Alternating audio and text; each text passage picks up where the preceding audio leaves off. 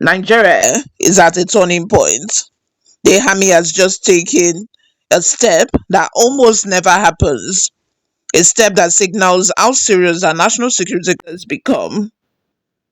For the first time in years, the Nigerian Army has suspended all statutory and voluntary retirement for certain categories of officers. Why, you might want to ask? Because kidnappings, mass abductions, and terror attacks have surged to levels unseen in nearly a decade. In November alone, over 600 mass abductions, more than 300 students kidnapped in Niger State, 38 worshippers abducted in Kwara, 25 students taken in Kebbi, and multiple attacks across northern and central Nigeria. President Bola Ahmed Tinubu has declared that he calls a nationwide security emergency. This morning, we are breaking down exactly what happened, why it matters, and what this military decision means for the future of Nigeria. Before we begin, if you're new here, hit the subscribe button and turn on the post notification bell so you never miss our deep dive analysis on Nigerians' most important stories. Nigeria's security landscape has always been challenging, but the last few months have seen a disturbing escalation. Kidnapping has evolved into a full blown industry.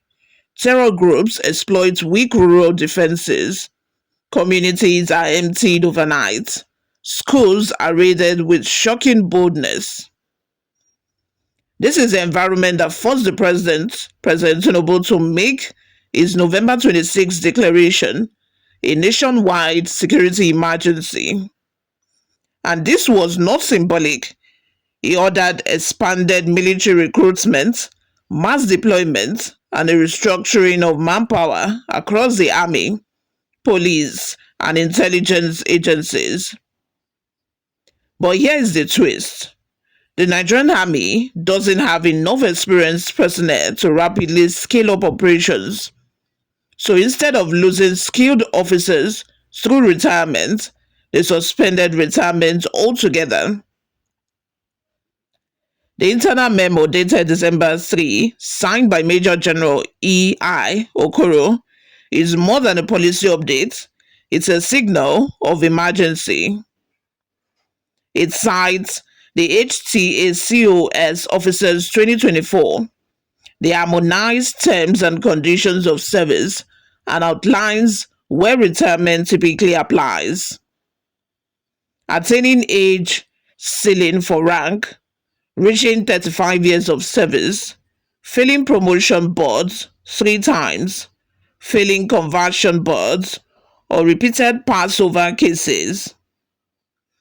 But then comes the key line. Chapter 3, subsection 10E allows the extension of service in the interest of the military.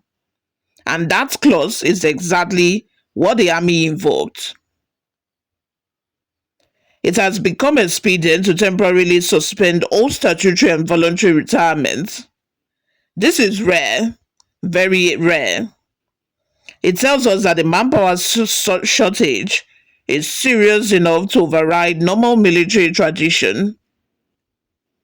The suspension applies to officers in 5 groups: those who failed promotion exams 3 times, those passed over 3 times, those who reached age ceilings, those who failed conversion boards, those who have completed 35 years of service.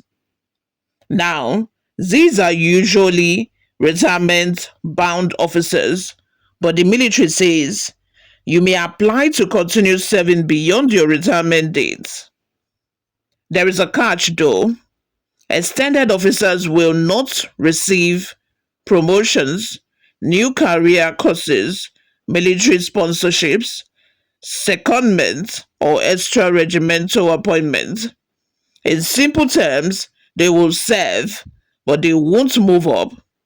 This has sparked a debate.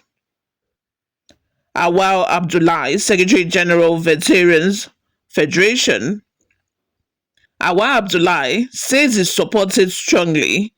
He argues that Nigeria wastes talent by forcing officers out simply because their classmate becomes a service chief.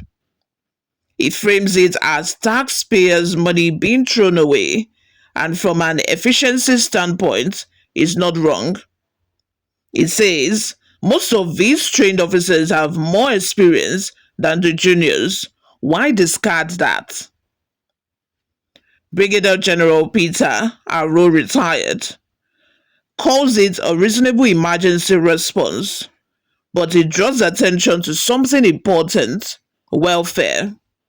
He warns, if you ask someone who has already failed promotions or reached age limit to stay, you better offer incentives, enhanced salary, special allowances, better welfare.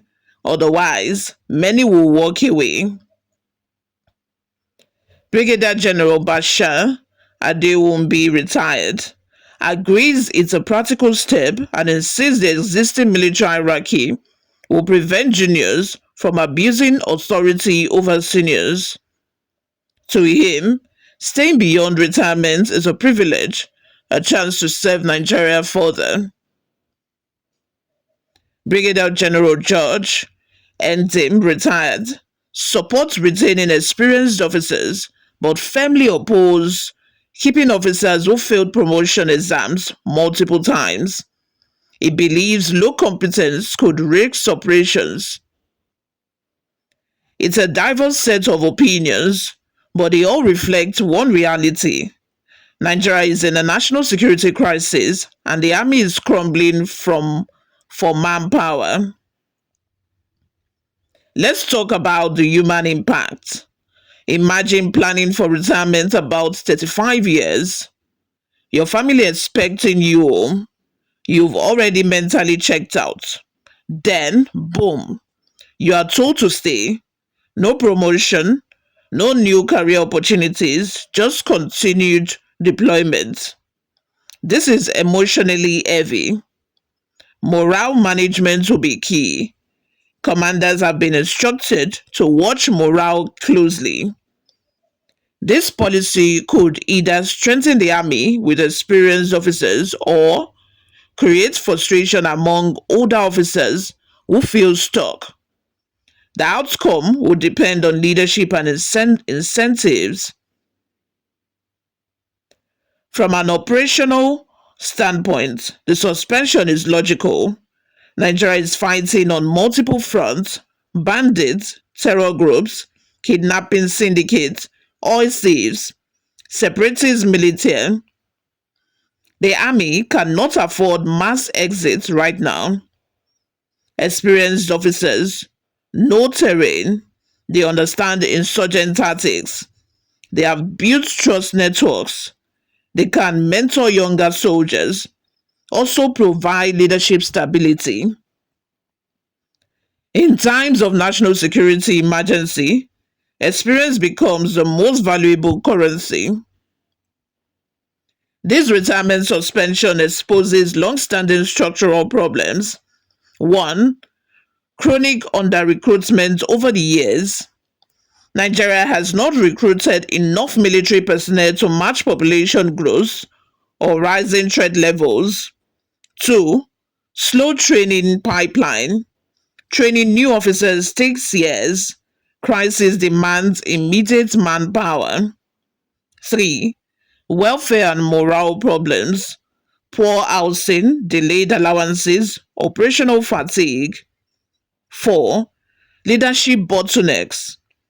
Promotion delays and structural inequalities, especially between regular and short service officers.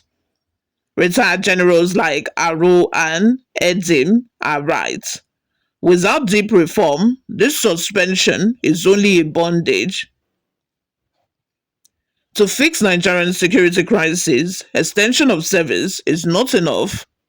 We need accelerated recruitment, modern training facilities, better welfare for troops, rapid intelligence sharing, reform of career progression structures, stronger civilian military cooperation, Nigeria must rebuild its security architecture from ground up. Nigeria is in a dangerous moment, but it is also a moment of possibility. The Army's decision to suspend retirement is a sign of urgency, but also a sign of hope that the armed forces are adapting, recalibrating, preparing to take decisive action. The next few months will reveal whether this bold move strengthens our security or expose deeper cracks.